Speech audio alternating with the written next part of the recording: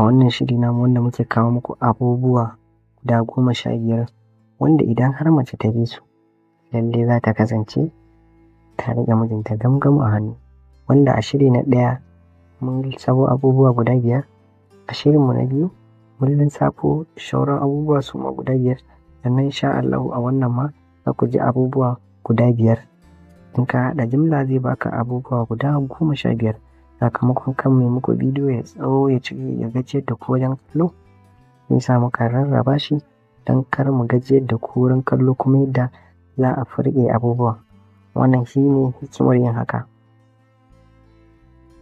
Za mu ci gaba, za mu ɗora daga abubuwa 10 da muka lissafa, yanzu za mu ci gaba a kan na 11. Wato na 11 shi ne ki dinga yi masa godiya a kan dukkan abin da ya samu ya kawo.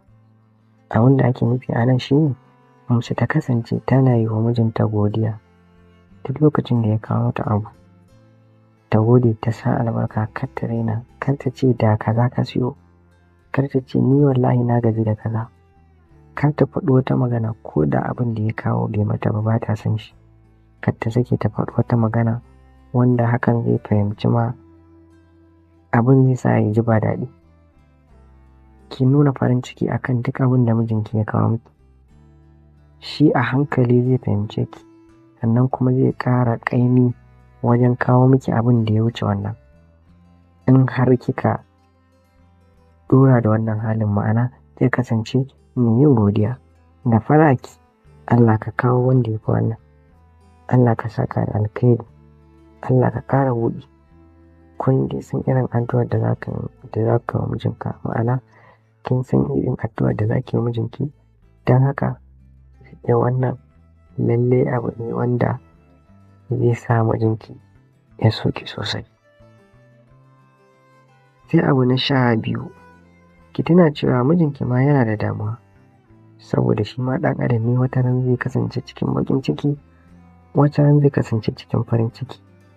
Abin nufi a nan shi ne lokacin da yake cikin baƙin ciki, lallai ki kalle shi, ki san irin mu'amalantar da za ki masa. Kada ki faɗa masa wasu abubuwa wanda za su ƙara tunzura shi ya ƙara ƙarawa a kan wanda ya zo da shi.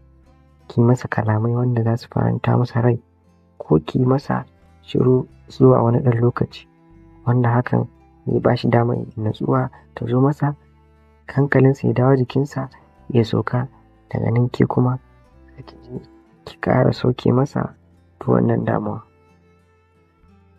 Sai abu na 13, idan mijinki yana nuna wata damuwa akan wani laifi da kike masa, to kada ki ɗau wannan abin ƙaramin abu, ki ɗauke shi da gaske, kuma ki kiyaye ki daina yi masa wannan abu. Yi haƙuri, ki daina, ki zo kuma ki same shi ki ba shi haƙuri akan haka. Lallai mijinki zai alfahari da ke akan haka.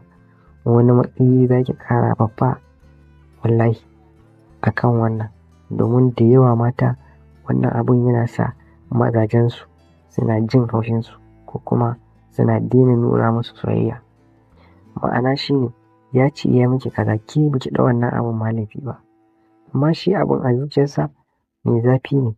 Don haka idan ya ce wance kin min kaza, to har ya ma fito ya faɗa miki, kin ga shi ba mai sanyi bane a wurin shi.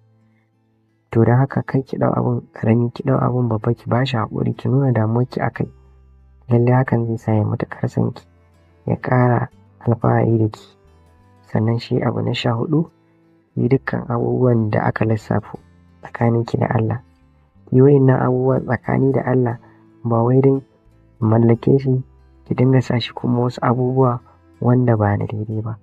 Tsarkake saboda Allah, wallahi Allah zai sako miki natsuwa sosai a cikin aurenki. Allah ma zai ƙara buɗa mu. Ki da mijin naki za ku kasance kun zauna cikin zaman lafiya, kun zauna cikin soyayya. Allah ya azurta ku da 'ya'ya nagartattu masu ilimi, domin zama cikin faɗa baya haifar da komai. Sai abu na 15 shine wanda ku taimaka ku yi mana subscribing, sannan ku yaɗa wannan bidiyo don Allah zuwa group kamar guda 5 na WhatsApp ko na Facebook. Don Allah ku taimaka ku yi mana wannan, saboda mutanenmu suna da buƙatar jin irin wannan bidiyoyi, wanda hakan wasu zai matuƙar amfane su. Ku yara masu ƙananan shekaru wanda duka ba su san da irin wa'innan ba. Don haka ku taimake su ta hanyar tura masu wa'innan. Gyara hali mutuƙar an yi don Allah, wallahi tallahi za a samu lada da kuma natsuwar da ake so a samu a cikin zamantakewar aure. Sunana Aminu Zakariya, wanda aka fi sani da